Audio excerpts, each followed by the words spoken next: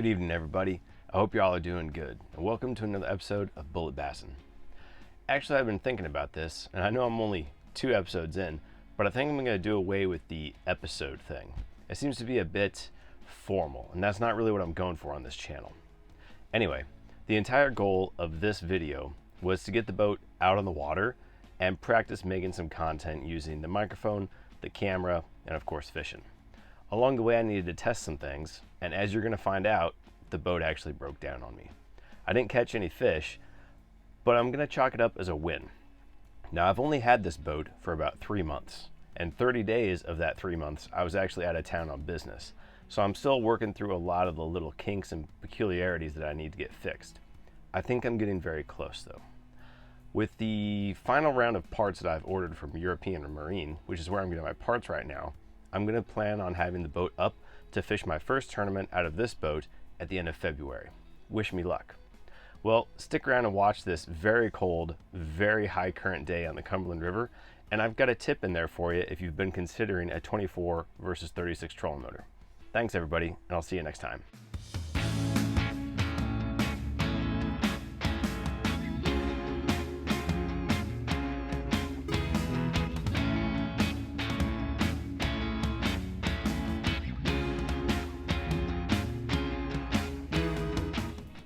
Hey everybody, out here on the Cumberland River, good old Clarksville, Tennessee. Probably about 35 degrees and just floating down the river right now. Actually, make a little course correction right here. Starting to get off a little bit too far. The outboard on my boat right now is inoperable. Got a bit of a maintenance situation. Let me show you what I'm dealing with.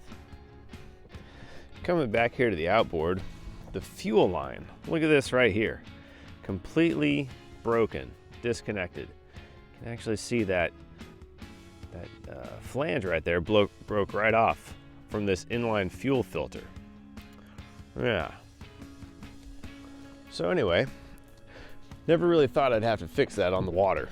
Apparently, that's something to pre-check or inspect before you go out, which I did not do, and now I'm paying the price for it.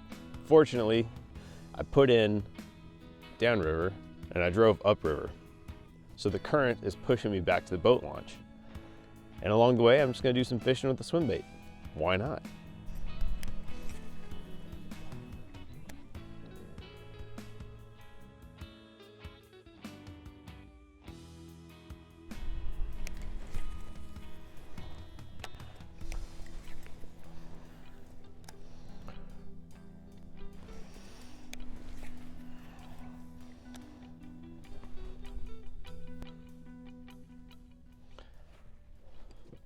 Just inching it on the bottom, which is actually a little bit harder than it sounds because I'm going 2.8 miles an hour. Now, I can absolutely use my trolling motor to arrest that speed, but because I'm relying on the trolling motor to get me home, I think I'm just gonna lightly use it for directional control.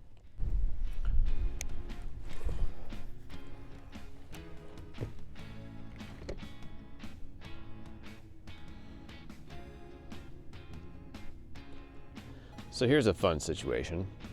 The question often comes up, do you need a 24 or 36 volt trolling motor? Well, look here, the 24 volt trolling motor, 71 pounds on a Bullet 20 XD. And I am just barely, I mean barely, keeping up with the current. And that's on 5, as high as it can go. Just barely keeping up, trying to go get this snag.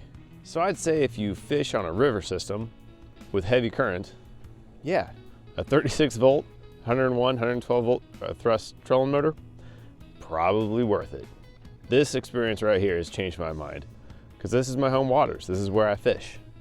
My boat's only gonna get heavier as well. So I think I'll be looking for a 36 volt in the future. I hope this helped you.